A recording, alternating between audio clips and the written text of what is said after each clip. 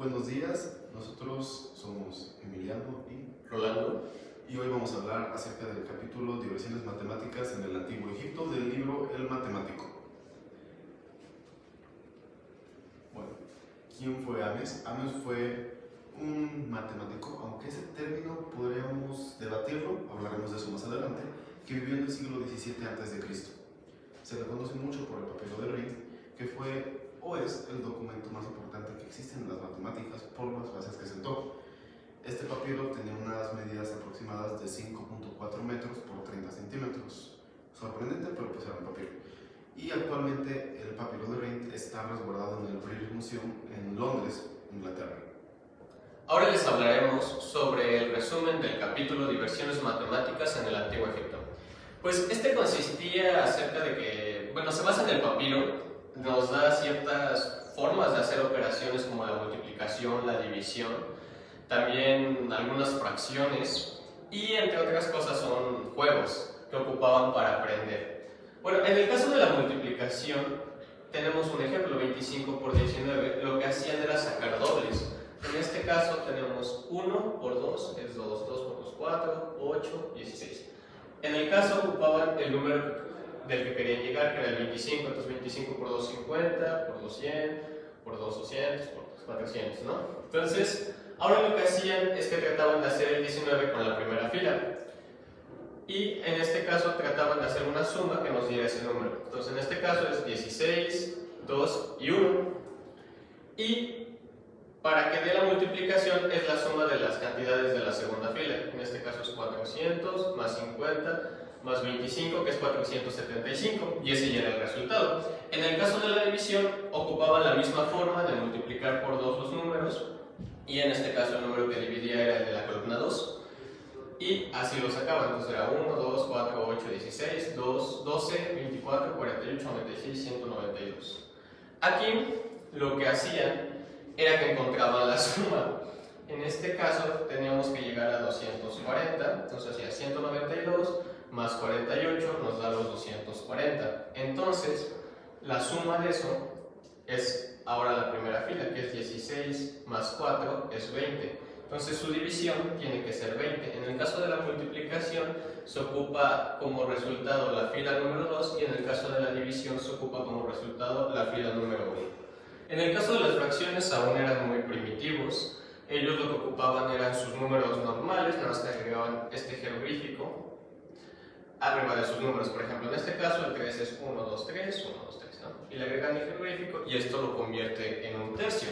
Solo tenía una excepción entre todos los números, que era el 2 tercios, y se denotaba con esta expresión. En el caso de todas las demás fracciones siempre era 1 sobre algo.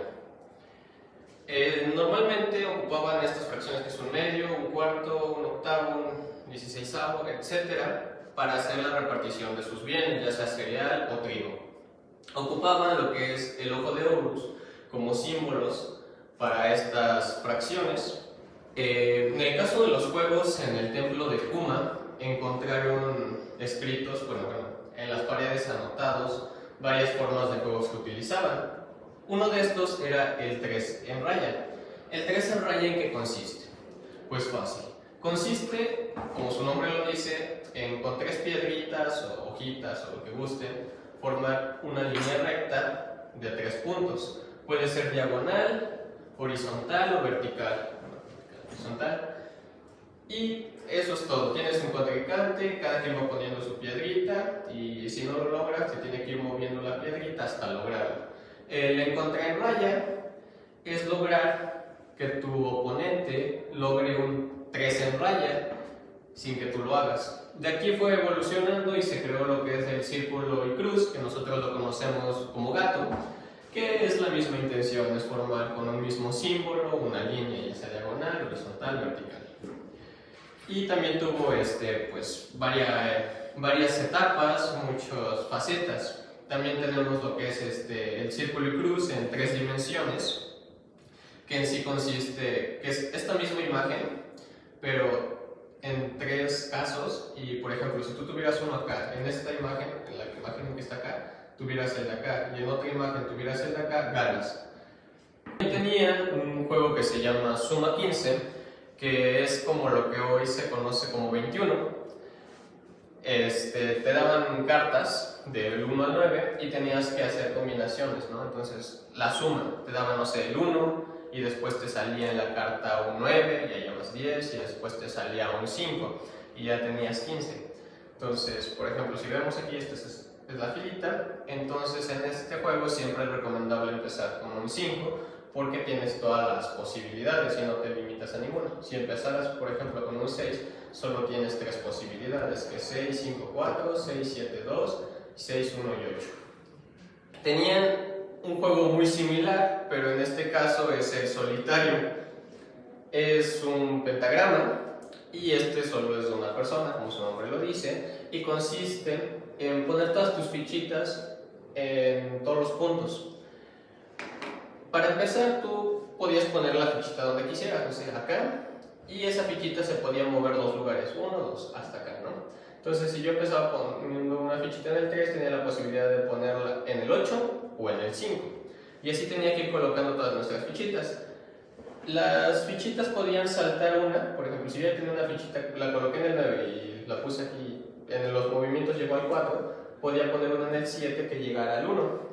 Pero no podía tener tapado ni el inicial ni el final.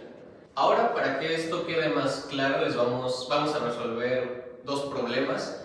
En este caso vamos a empezar con que es 360 sobre 24, o dividido sobre 24. Bueno, aquí tenemos 360 y está 24. Como podemos notar al principio, la notación es un poco peculiar, ¿no? Yo creo que en el estándar actual un poco ortodoxa. Entonces, bueno, el proceso que se seguía es escribíamos 1, ¿no? Es nuestro comienzo. 1 es 24. De ahí partimos. Ahora vamos a ir duplicando estos números. Es decir, ahora tenemos 2 y 48. Y seguimos. En lugar de 3, 1, 2, 3, tenemos 1, 2, 4. Ahora tenemos 96. Ahora volvemos a duplicar. Tenemos 8 y ahora tenemos 192. Ahora aquí viene el problema. Si volvemos a hacerlo, tenemos 16 y 384. Pero el chiste de este proceso es que este número de nuestra segunda columna no debe superar el número que queremos dividir. Entonces, vamos a marcarlo ahorita aquí, simplemente para tenerlo separado, ¿no? Vamos a meterlo en una cajita. Ahora, tenemos que completar 360 utilizando nuestra columna que tenemos aquí. ¿Cómo podemos hacer eso? Muy sencillo. La suma de esto nos va a dar 360 y el resultado de nuestra división va a ser la suma de la otra columna. Entonces, tenemos 1 más 2 más 4 más 8, que nos da 15. Ese es el resultado de nuestra división. Realmente es así de sencillo. Vamos a resolver el problema número 2, que consiste en dividir 7 panes entre 10 personas. Primero vamos a dividir cada pan a la mitad, por favor.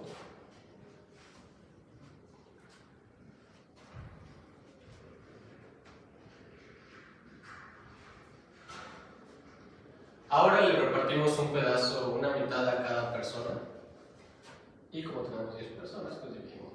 Repartimos 10 mitades.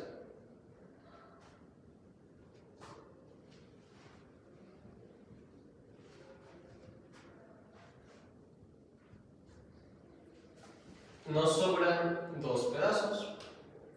Y estos 2 pedazos los podemos partir en 2 panes, los podemos dividir cada uno entre 5 y ya es una forma de repartir. Existe otra forma, que es como la haría Ames, que consiste en escribir esta expresión.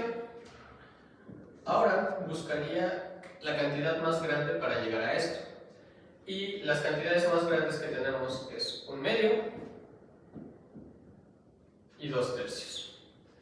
Pero como ya saben ustedes, 2/3 es más grande a 1/2, entonces él escribiría 2/3. Ahora buscaría lo que le hace falta a 2/3 para llegar a la misma cantidad que 7 décimos, que en este caso es ahora comprobamos que esto pues está bien. Entonces igualamos, sacamos el factor común, que en este caso sería 30, y en este caso este se convierte en 20 y este en 1. Sumamos y son 21 treintavos, que si nos damos cuenta es lo mismo que 17 décimos. ¿Por qué? Porque 21 treintavos es lo mismo, si lo divides cada parte sobre 3, te das 7 y 10. Entonces esto es lo mismo a esto y por lo tanto esto es igual a esto. Y pues eso sería la resolución de este problema. Un método es partir a la mitad y en este caso esto dividirlo en 5 o igualar, hacer las fracciones de su manera y ya llegar a que es lo mismo. Y serían ambas formas de repartir. Una forma es que a cada uno le des 2/3 más un treintavo y otra forma es como ya lo mencioné. Eso sobre Ames el escriba, que no aparece en el capítulo del libro que leímos, es que en el papiro se incluye una de las primeras aproximaciones de pi, específicamente en el problema 48 del papiro, ya bastante entraditos.